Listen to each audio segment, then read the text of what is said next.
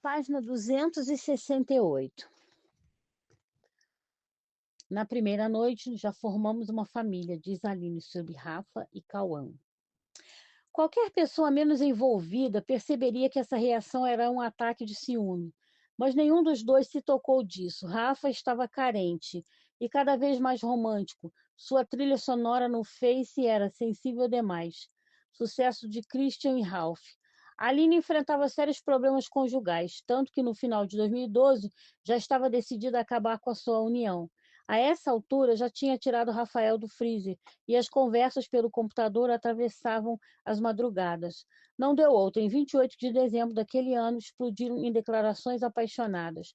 O primeiro encontro foi marcado exatamente 2 anos depois de terem se conhecido no shopping. Até hoje não esquecem a data. Era 2 de janeiro de 2013. A gente se apaixonou definitivamente nesse dia. Aí me separei e saí de casa, conta ela. O problema é que não conseguiam mais ficar longe um do outro. Em 5 de janeiro, Aline se mudou para a casa da mãe. Mãe largou as malas lá, tomou um táxi e foi para o apartamento de Rafael. Muito apaixonado, não queria mais que sua loira fosse embora. Eu também queria ficar. Lembro que o Cauã estava com ele e nos demos muito bem. Tem pessoas que não conseguem conviver com filhos de outros casamentos, mas comigo foi tranquilo. Naquela noite mesmo, a gente já parecia uma família. Eles passam juntos quase 24 horas por dia. A nossa convivência é intensa. Muitas vezes ela me acompanha até nas reportagens. Aonde um vai, o outro vai junto. Acompanha, somos muito companheiros. Adoramos conversar, revela Rafa. Para a Aline, as semelhanças são maiores que as diferenças. Costumo dizer que eu sou o Rafael de Saias. Somos muito parecidos. Acho que a maior diferença é que sou uma boa atriz. Me controlo mais na frente das pessoas. Ele não, é 8 ou 80. Muito impulsivo e explosivo, mas muito autêntico. Não tem nada de político. Também já fui assim, por isso entendo ele. Só que eu tive que aprender na marra a me controlar, porque fui casada com alguém que me fez sofrer demais. Hoje eu começo a raciocinar, penso no que vou fazer e não no que vou falar.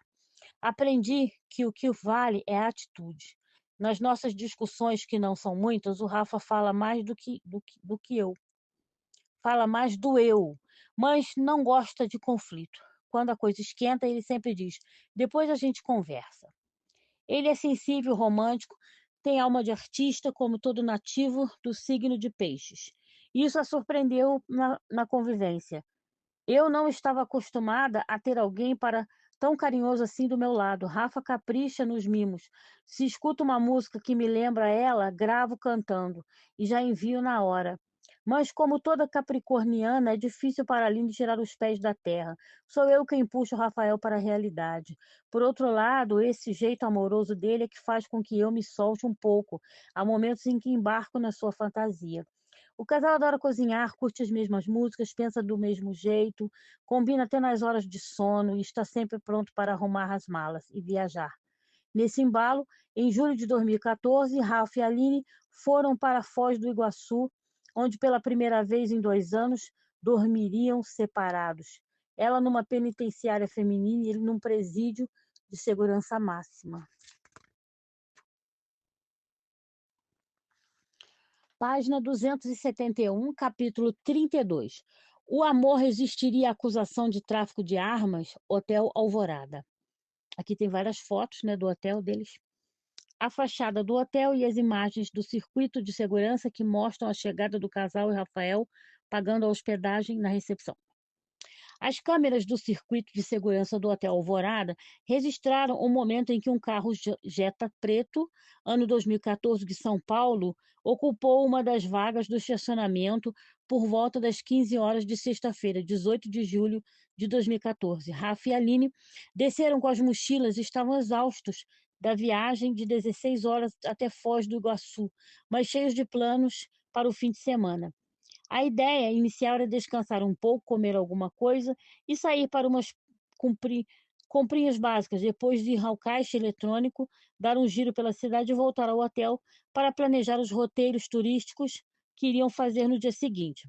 Às 10 da manhã de sábado já haviam tomado café e, animados, seguiram para a Cuidade del Leste, Cuidade Cidade del Leste, cruzando a Ponte da Amizade, o mesmo caminho onde 2 dias depois seriam presos em flagrantes sob a pesada acusação de tráfico internacional de armas.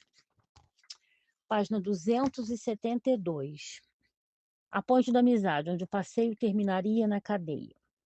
Tem a foto da ponte aqui. Já no Paraguai, como sempre acontece com os turistas, foram cercados por inúmeros vendedores que ofereciam de cocaína e maconha, preservativo com música, de anabolizante a fuzil,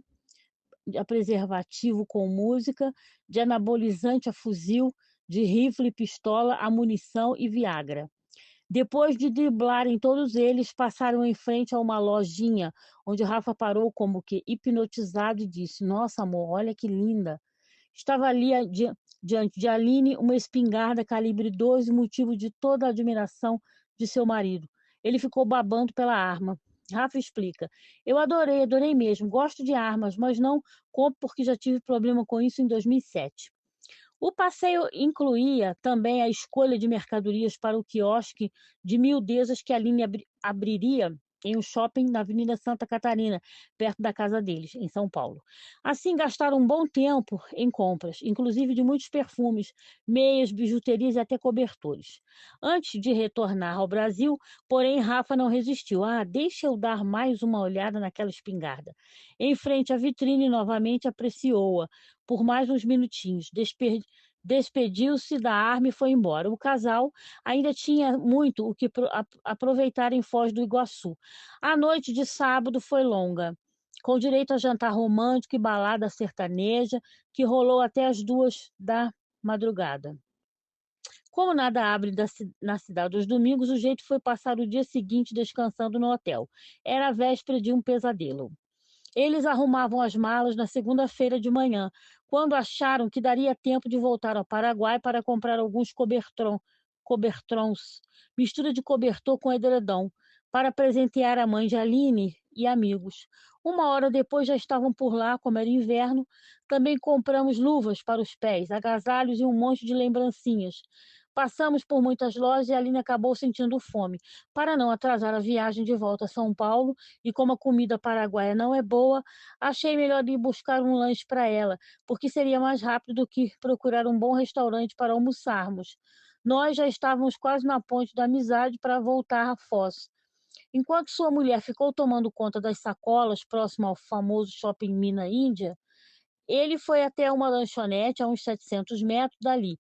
Entre ir e voltar a pé com o sanduíche, levou meia hora, tempo suficiente para que a Aline fizesse uma compra muito especial: a espingarda calibre 12. Um gesto de amor que virou caso de polícia. Eu só quis fazer uma surpresa, afinal. Rafa havia se apaixonado pela arma. Tinha certeza que ficaria super feliz. Nunca imaginei que estivesse cometendo um crime, justifica. Rafa percebeu que sua loira estava alegre e ansiosa quando a encontrou. Foi logo me dizendo: "Amor, comprei um presente para você. Juro que eu pensei que fosse um par de tênis." Aí ela me mostrou o que era e eu gelei na hora. Em vez de emocionado, Aline viu Rafa perguntar apavorado: "Você é maluca?" E tentou explicar: "Não, o cara falou que tudo bem eu comprar a arma, que dá para legalizar no Brasil.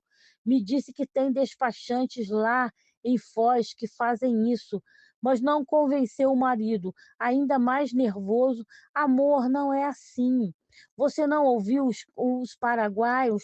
Não viu que aqui eles vendem de tudo, legal e ilegal também? Cadê o cara? Vamos lá na loja para devolver isso aí. Eu sei que custa 2.500, então a gente fala para ele ficar com 500 e devolver 2.000 e já era. Senão essa história vai dar encrenca." Aline rebateu: "Não, o cara falou sério. Explicou que não é arma restrita, é uma espingarda de caça. O que era para ser um momento romântico se transformou em briga. Que sério? Aqui não tem nada sério. Aqui o negócio é sem lei", respondeu alterado. Decepcionada e magoada com a reação dele, não se deu por vencida. "O vendedor garantiu que a gente pode regularizar. comprei, vou levar. Para não continuar discutindo na rua, ele parou 2 mototáxis, subiu na primeira com todas as compras e avisou: "Eu não vou levar isso, não vou". A resposta foi de pura teimosia: "Eu levo". Abraçada ao pacote da arma, desmontada em 2 peças e sem saber que ali estava incluída uma caixa de munição com 50 balas, Aline entrou na moto de trás. Mototáxi passando pela alfândega, a Ponte da Amizade. A travessia da Ponte da Amizade terminaria na delegacia. Rafael logo viu vários caminhões, carretas e ônibus em fila para passar pelo scanner gigante da Polícia Federal, que detecta tudo. Olha aí, Aline, vai dar merda. Solta isso, joga aí, vamos embora. O apelo foi ignorado. Certo de que era uma situação de risco, desceu do veículo e radicalizou. Deixei todas as nossas sacolas no chão, ali na cara de todo mundo. Fui até ela. Peguei o embrulho e joguei fora. Ainda disse: esquece isso aí, deixa isso. Deixa isso aí. Mas quando retornava para a moto, olhou para trás e flagrou a Aline pegando o presente de volta. Deu o grito.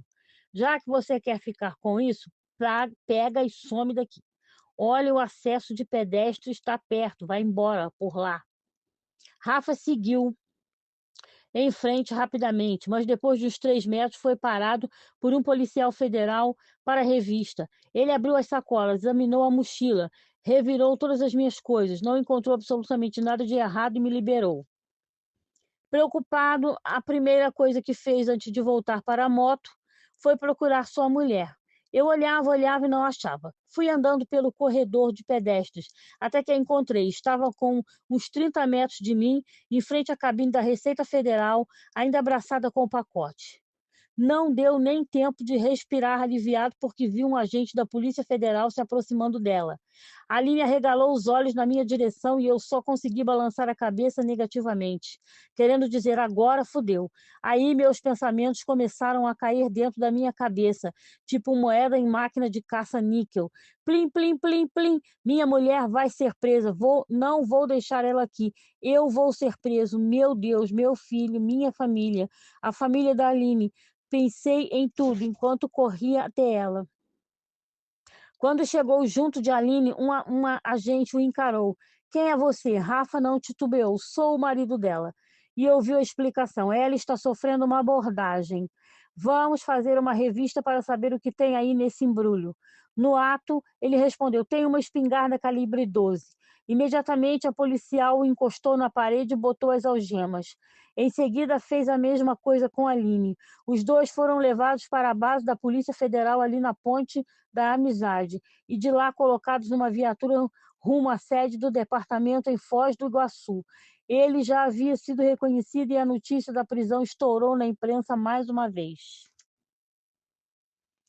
Página 275. Durante 4 horas, das 16 às 20 horas, o casal esperou para prestar depoimento.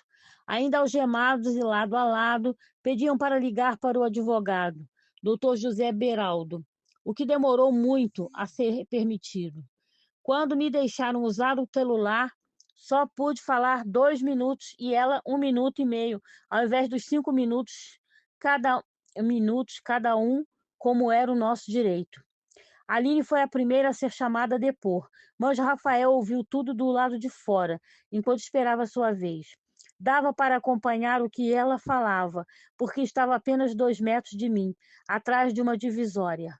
Por isso percebi que tinha ficado nervosa quando disse em voz alta: não, eu não vou assinar isso. Rafa levou um susto e perguntou: algum problema aí? Ela respondeu, quase num grito: o delegado quer que eu assine um negócio que não falei. O episódio de sua prisão no caso do R$1, quando escreveu seu nome em uma acusação de assalto sem saber. Veio a lembrança e disse: então não assina.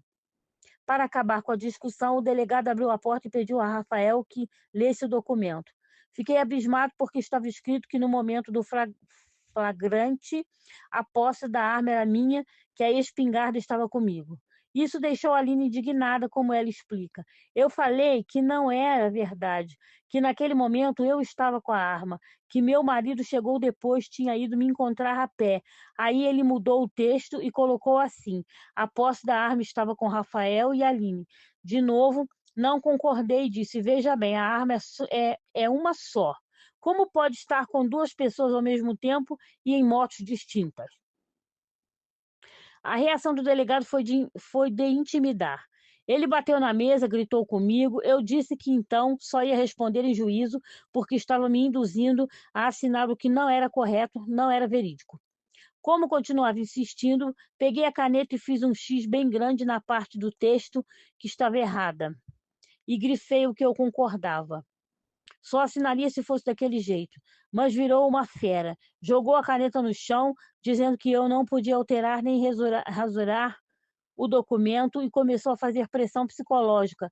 Ele garantiu que a gente iria mofar na cadeia, que nossa acusação era de tráfico internacional de armas, que eu iria pegar 8 anos e o Rafa também, que nosso casamento estava acabado, porque ficaríamos trancados e nunca mais a gente iria se ver.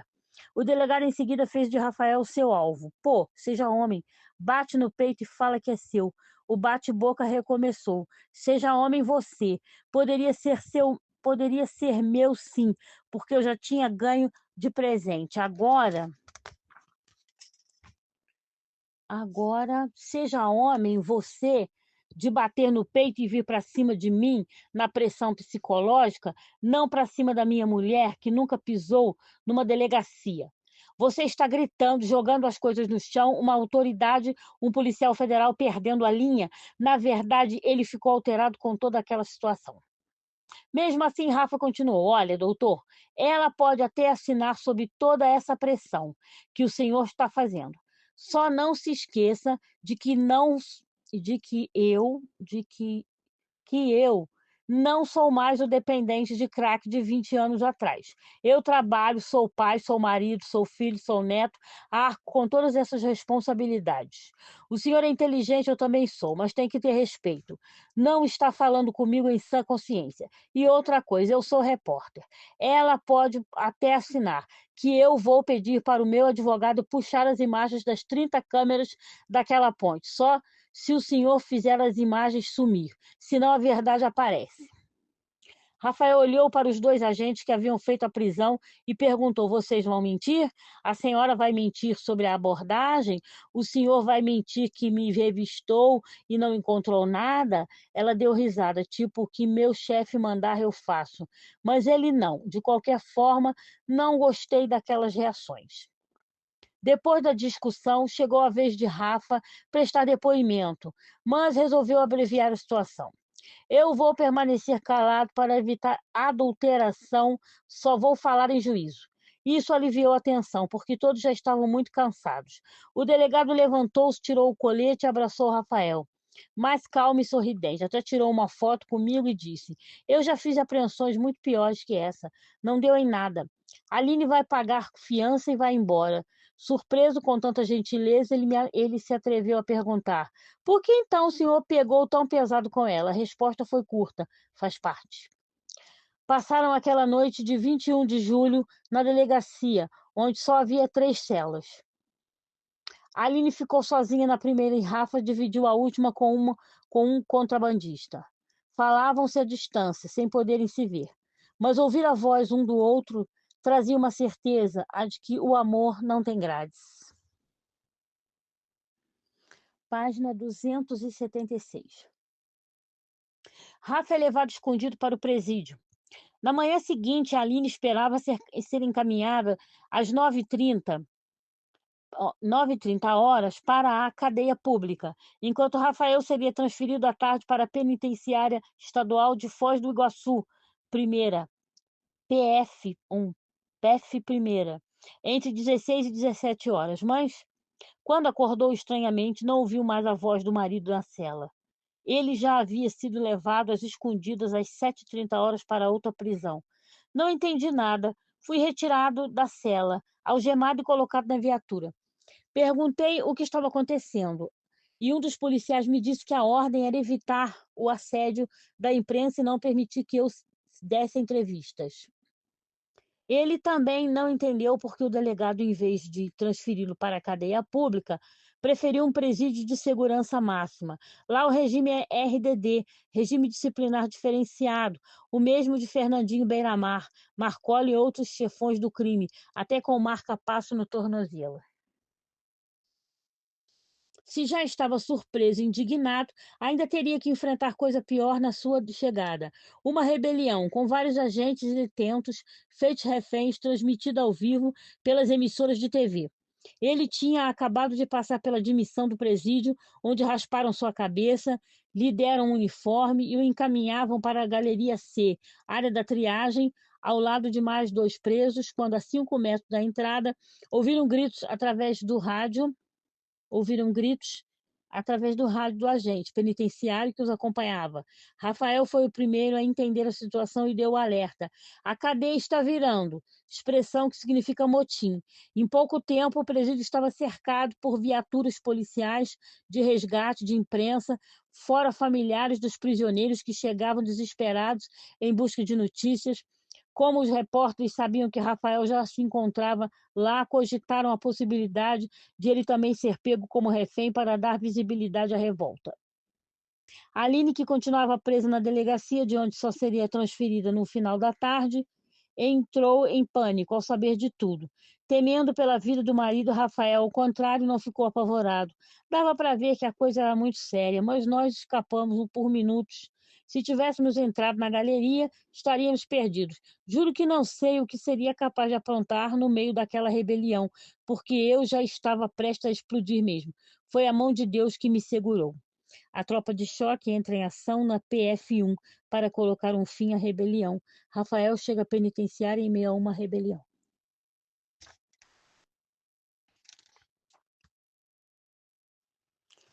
Página 278. Entre a chegada da tropa de choque para conter a rebelião, até as autoridades conseguirem negociar o final daquela situação, Rafa e seus dois colegas permaneceram em pé e algemados por mais de 6 horas.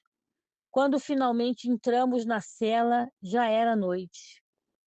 Aline, o choque e o choro na prisão.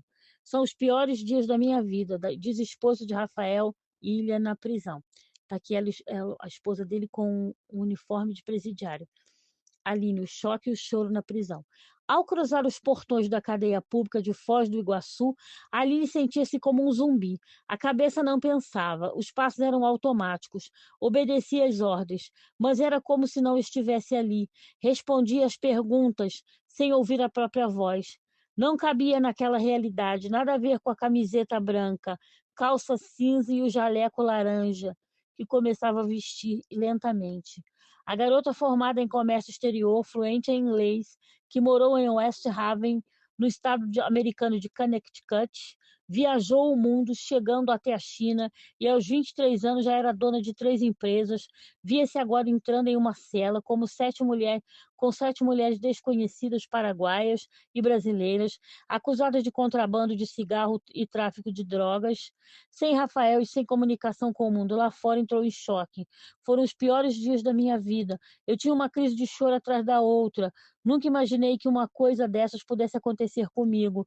Nunca tinha pisado em uma prisão em toda a minha vida. Na triagem onde eu fiquei, tinha um lugar chamado Seguro, onde estavam estupradores e assassinos. Uma realidade muito pesada. Com direito à série especial por ter diploma universitário, ela abriu mão do privilégio por amor. Ali não havia esse tipo de acomodação. Teriam que me transferir para uma penitenciária de Curitiba. Não aceitei porque ficaria muito longe do Rafa.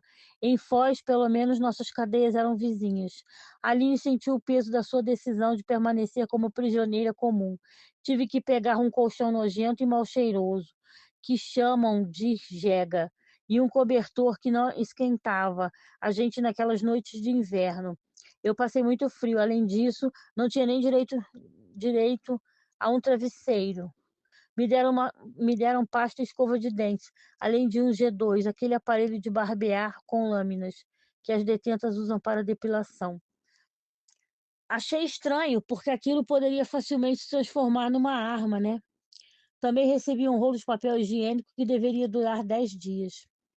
Na triagem, onde se encontrava, não é permitido banho de sol, o que só acontece após um mês. Quando são transferidas para as celas oficiais, Aline e sua companheira ficavam trancadas 24 horas por dia. Acordávamos às 5 da manhã para a contagem das presas, que é um controle deles, para evitar fugas. Depois servia o café da manhã que vinha naquelas garrafas plásticas de refrigerante e era horrível, tipo uma água morna com leite. Aí Aí jogavam um saco com pães, às vezes com manteiga, outras sem nada, e cada uma pegava o seu. Às 11h30 também na cela serviam um almoço com arroz, feijão, polenta e mortadela frita. Nos 3 primeiros dias eu não conseguia comer nada. Banho só à tarde não podia durar mais que 5 minutos. Mas ninguém avisava a gente. Tínhamos que ficar de olho numa luz vermelha. Quando acendia era hora de entrar no chuveiro. Se ninguém visse, ninguém tomava banho.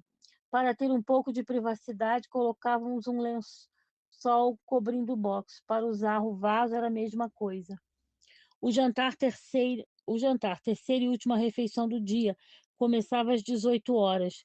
Normalmente sentiam fome mais tarde e aí vinha o truque. Tinham pacotinhos de miojo que ganhavam dos familiares e preparavam às escondidas. Era simples, adaptavam uma resistência do chuveiro na lâmpada da cela e assim ferviam a água com o macarrão. Ficava bom e dava para enganar o estômago. Graças a uma TV que havia na cela em frente, Aline pôde acompanhar as notícias sobre seu caso. Elas me avisavam de tudo, inclusive sobre o Rafa, que era minha maior preocupação. Quando a gente ainda estava na delegacia, eu percebi o seu desespero por me ver algemada, mas ele fazia de tudo para não demonstrar. Muito angustiada por não saber o que iria acontecer com eles nas próximas horas, pedi um código penal para ler. Eu queria ter uma noção do que era de fato essa acusação de tráfico internacional de armas. Precisava saber o que nos aguardava, mas aí me disseram que não tinham. O livro, então comecei a rezar para que um advogado aparecesse e tirasse logo a gente da prisão. O Dr. Williams Amanajás, Amanajás, da equipe de advogados do doutor José Beraldo, que assumiu a defesa do casal, desembarcou em Foz do Iguaçu na quarta-feira, dia 23 de julho. A pedido de Rafael, primeiro foi ver Aline para tranquilizá-la. Na aula de visitas, conversando com ela por interfone, pediu que encostasse a mão no vidro blindado que os separava. Em seguida, o advogado colou a própria mão dela e prometeu. Colou a própria mão dela e prometeu: pode ter certeza que eu vou tirar você daqui. No dia seguinte, quinta-feira, 24 de julho, encaminhou à justiça pedido de liberdade provisória para o casal e declarou à imprensa: o documento já está nas mãos do juiz. Estou confiante que conseguiremos a soltura deles. Página 280. A cadeia em que Aline estava e Rafael conseguia avistar de sua cela. O doutor Amanajás estava certo, mas a decisão poderia demorar até 5 dias, um prazo com cara de eternidade. Rafa, banho gelado e trancado no escuro. Uma bolha gigante envidraçada, central dos agentes penitenciários, permitia a ampla visão das galerias A, B e C, onde ficavam as celas, com portas que eram abertas e fechadas eletronicamente. As ordens vinham através de microfones, quase nenhum contato visual, mas um rígido controle 24 horas por dia. Todo esse sofisticado esquema de segurança tornava ainda mais dura a rotina dos detentos na penitenciária estadual. 1. Rafael sentiu isso na pele ao tomar seu primeiro banho gelado às 7h30 de uma manhã de inverno, em que a temperatura em Foz do Iguaçu era de 2 graus abaixo de zero. Parecia que minha alma ia sair do corpo, relembra. Numa cela com mais 5, o regime era pesado. Nós ficávamos na tranca o tempo inteiro. Não tínhamos direito nem a 1 minuto de banho de sol, porque ainda estávamos no setor da triagem. Só os presos que já se encontravam no convívio, como dizem, podiam andar na quadra por 30 minutos. Para piorar, não havia luz na cela. Por volta das 5 da tarde, já começava a anoitecer e a sensação de estar fechado no escuro era horrível. Rafael sempre foi hiperativo e, para não surtar, apelava para a ginástica. Eu fazia muitas flexões e, como não tinha espaço, corria quilômetros sem sair do lugar, como se estivesse numa esteira. Naquele setor, os presos também ficavam incomunicáveis, sem poder falar com a Aline, seu estresse ia aumentando. Não parava de pensar nela, embora eu nunca tivesse ficado numa cadeia como aquela, já tinha experiência com prisão. Mas ela não. Nunca tinha nem passado por na porta. Devia estar sofrendo muito e tudo o que eu queria era tirar minha mulher de lá. Só a janela de vidro blindado que havia na cela o acalmava. Ficava um tempão olhando lá para fora, vendo a natureza, todo aquele verde. Isso diminuía um pouco a minha ansiedade. Mas havia um detalhe muito importante nessa paisagem. Eu podia ver o presídio onde a Aline estava. A sensação de proximidade aliviava a tensão. Eu conversava com ela em pensamento. Página 281. Mãe de Rafael Ilha diz que levou o susto com prisão. Estava limpo há 5 anos. Silva Vieira contou a Ego que está em contato o tempo todo com a mãe com a mãe de Aline, mulher do ex-jogador, e que está confiante na inocência do filho. Do outro lado da rua, em frente à penitenciária, o repórter Bruno Tálamo e uma equipe do programa A Tarde é Sua, da Rede TV, davam plantão dia e noite como uma espécie de garantia à segurança de Rafael. Enquanto isso, o doutor Beraldo e o doutor William lutavam contra a burocracia para acelerar a libertação do casal, e os programas de TV mostravam imagens do ex-polegar, faziam debates e retrospectiva de sua carreira, um histórico do sucesso, vício, internações e prisões. Página 281. Até os familiares foram cercados pela imprensa. Cauã fez um apelo no Facebook: "Não julguem meu pai". Silvia, mãe de Rafa, falou do seu espanto ao saber do caso. "Recebi a notícia como qualquer outra mãe, com espanto ao saber do caso. Recebi a notícia como qualquer outra mãe, com um susto muito grande. Meu filho está limpo das drogas há 5 anos, com um emprego fixo, cuidando do filho e morando com a Aline. Não esperava uma coisa dessas. Em contato direto com Samira Kens, mãe de Aline, Silvia revelou: ela levou um choque também. A filha nunca esteve envolvida com essas coisas. Está muito preocupada com a saúde de Aline, já que sofre de hipotireoidismo e não tem tomado os remédios na prisão. Apesar de tudo, estamos confiantes na inocência deles. Samira, inclusive, usou as redes sociais para falar da filha e do genro. Através do Facebook, declarou: são 2 crianças, vivem brincando, estavam muito felizes, e postou uma foto do casal sorridente frente a um bolo de aniversário. Sem poderem falar com os filhos, fechados em regime de isolamento, a essas 2 mães só restava guardar o passo lento da justiça, não fosse uma inesperada aparição de Aline no vídeo. Aline dá entrevista na cadeia: somos inocentes. Naquela mesma TV da cela em frente, por onde acompanhava as notícias de sua prisão, Aline foi assistida por todas as detentas, ao dar uma entrevista exclusiva ao A Tarde é Sua, da Rede TV, sob a vigilância da direção do presídio.